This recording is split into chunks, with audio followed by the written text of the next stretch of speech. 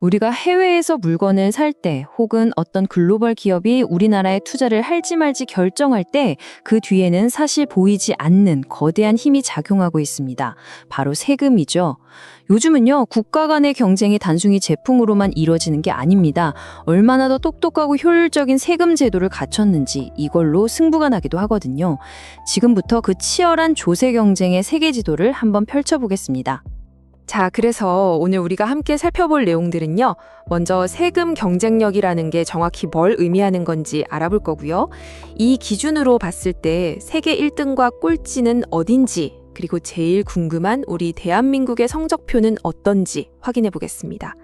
마지막으로 우리의 강점과 약점을 분석하고 미래 전망까지 함께 짚어보시죠. 자, 그럼 첫 번째 질문부터 시작해 볼까요? 세금 경쟁력. 이 말이 좀 어렵게 들릴 수도 있는데요. 아주 쉽게 말해서 국가의 세금 시스템에 대한 종합 건강검진이라고 생각하시면 편합니다. 우리의 몸처럼 국가 경제도 얼마나 건강하고 효율적인 구조를 가졌는지 정기적으로 진단이 필요하거든요. 바로 그 건강검진의 기준이 되는 게 국제조세 경쟁력 지수, 영어로는 ITCI라고 불리는 겁니다. 미국의 텍스 파운데이션이라는 연구 재단이 매년 OECD 38개국의 세금 제도를 쫙 평가해서요.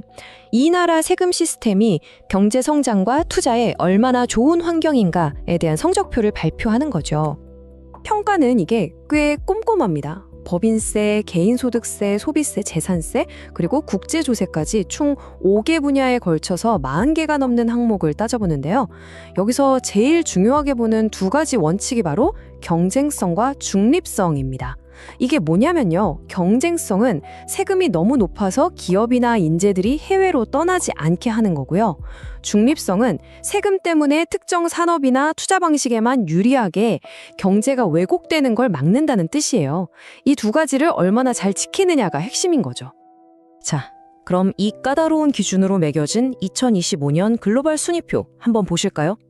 과연 어떤 나라가 웃고 어떤 나라가 울었을지 정말 궁금한데요. 영광의 1위는 바로 에스토니아입니다. 근데 진짜 놀라운 건요, 이게 무려 12년 연속 1위라는 거예요.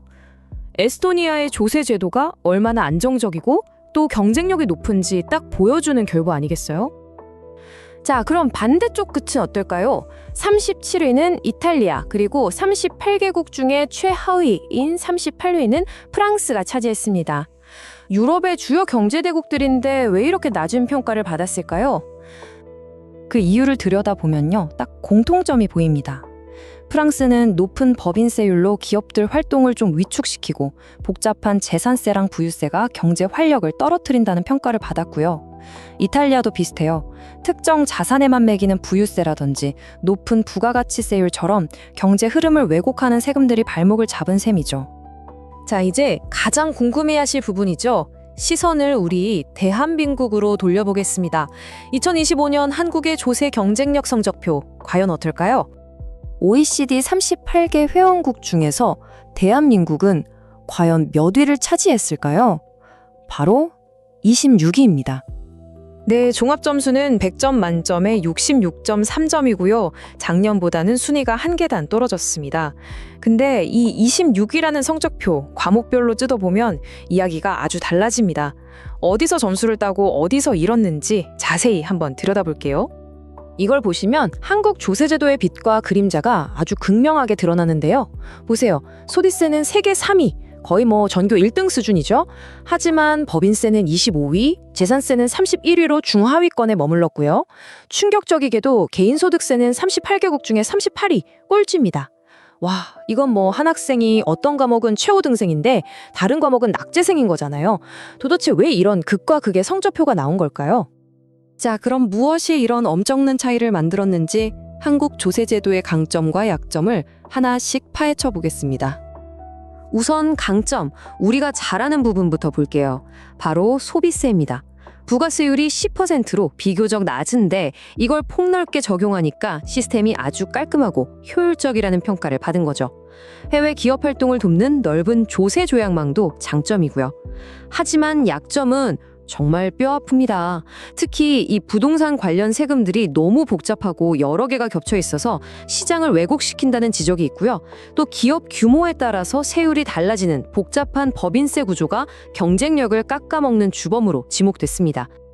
개인소득세가 꼴찌란 결정적인 이유 중 하나가 바로 이겁니다. 개인이 주식 투자로 얻는 배당 소득에 대한 세율인데요. OECD 국가들 평균이 한 25% 정도 되잖아요. 그런데 우리나라는 무려 44.5%에 달합니다. 다른 나라들보다 거의 2배나 높은 세금을 매기는 셈이니 투자 매력도가 떨어질 수밖에 없는 구조인 거죠. 자, 그렇다면 우리의 순위는 과거부터 어떻게 변해왔고 또 앞으로는 어떻게 될까요? 마지막으로 한국 조세 경쟁력의 과거와 현재 그리고 미래를 한번 짚어보겠습니다.